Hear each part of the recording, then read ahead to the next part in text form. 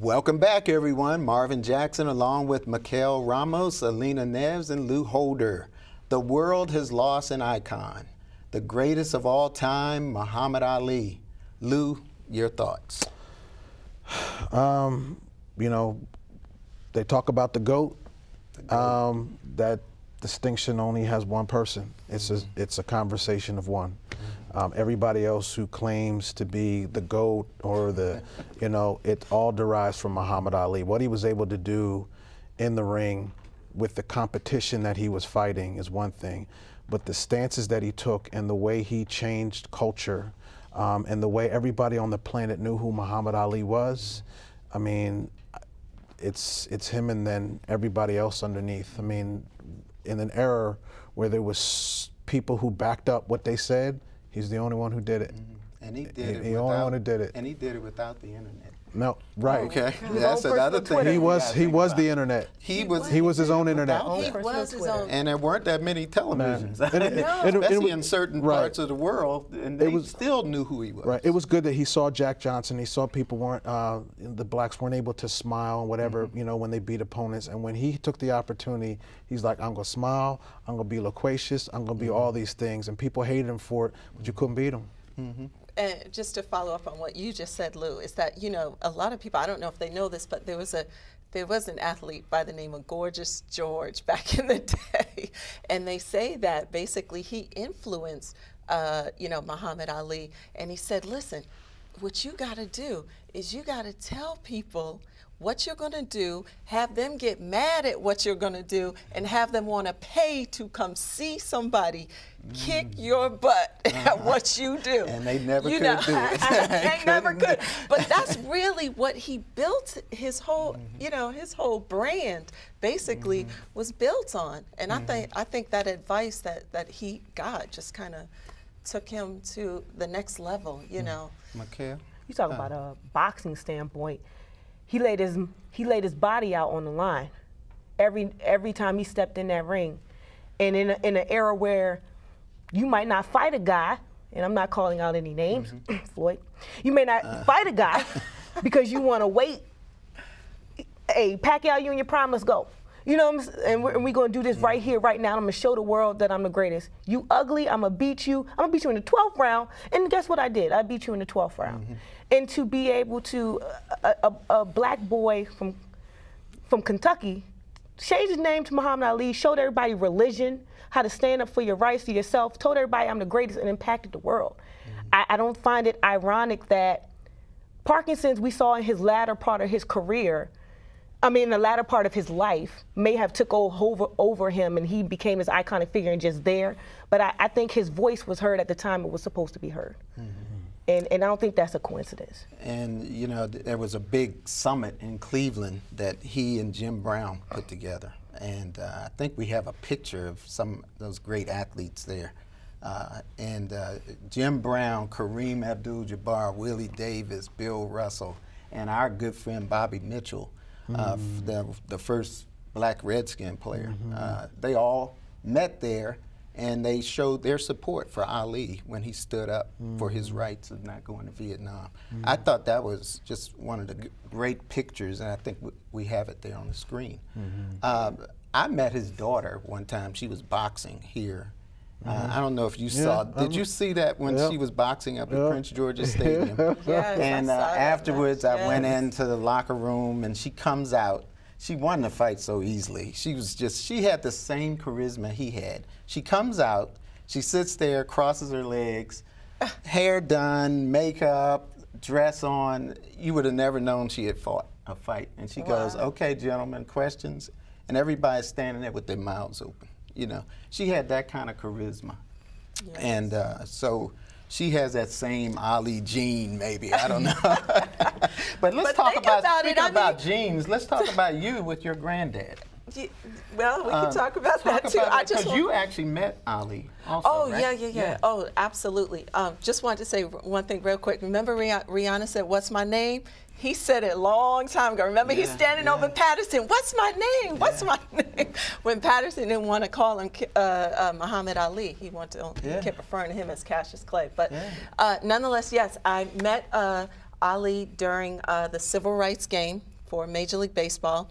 He was being honored, as well as Willie Mays. President Clinton actually did the welcome to Muhammad Ali, and Bill Cosby did the welcome to Willie Mays. So it was exceptional. I got to spend some time with him, got to spend some time with Lonnie, and talk to them about my grandfather, who came 20 years before. Now, Muhammad could not talk then, but you could tell, you could communicate with him, and you could tell he was listening, though, because I could see him, you know, and he was sitting there.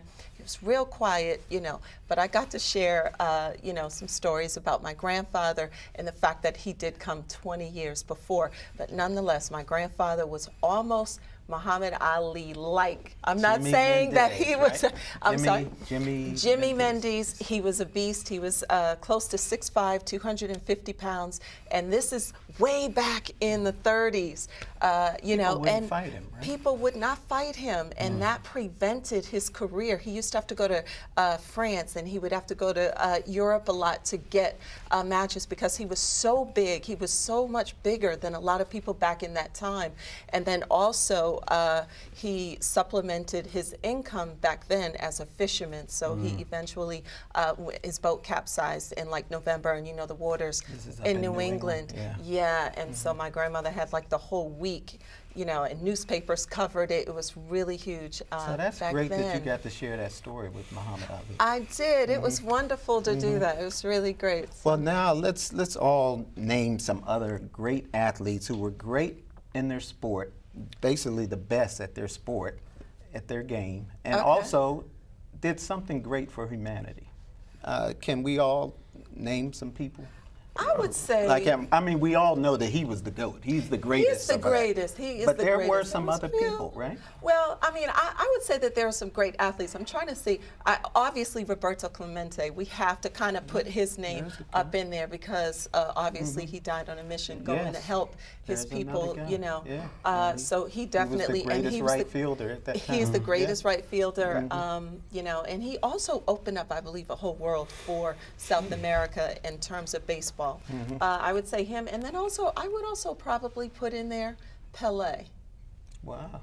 Okay. I would put Pelé in there as well, and I think that's because he introduced a style of soccer. You know, he did change soccer, didn't he? He did change soccer with Junga, and you know, he made what, soccer balls out of. They were so poor, they made soccer balls out of like material rags and stuff. His father created, you know, just to make into a soccer ball. He was fast too. Well, yes, I would throw them in. I mean, I would add in my three would be, you know, Jackie Robinson. Yes. I mean, that's got to be right up there with Muhammad Ali.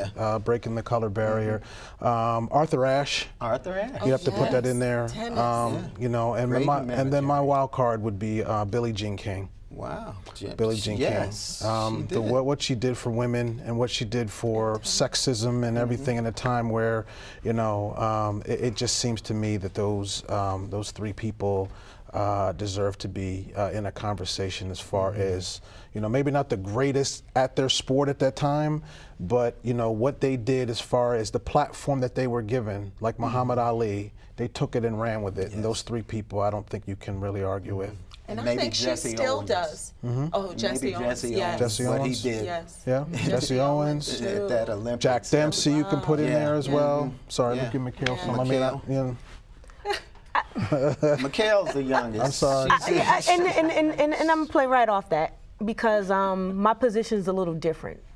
I agree with the names that you said, but when you ask this question, I understand the question, but I don't think my generation understands the question, because my generation has people that impact culture and impact people. I mean, I grew up, in the 90s? I'm 27, so I grew up in the 90s. Outside of Michael Jordan, I would say the second guy that impacted a culture was Allen Iverson. And he impacted a whole nother culture. I mean, you talk about the sleeve in the NBA, you're talking about guys when their shorts low, the braids, the persona, everything. But to a degree, standing up for something. Black Lives Matter. Okay, fine. You put on you put on a shirt before a game and you put up your sign. You put up Trayvon Martin. You put on a hoodie. That's fine. You have Dwayne Wade and Kobe doing that. But to definitively make a statement and do not care if it hurts your brand and if the money's gone of who care if Nike takes away the contract.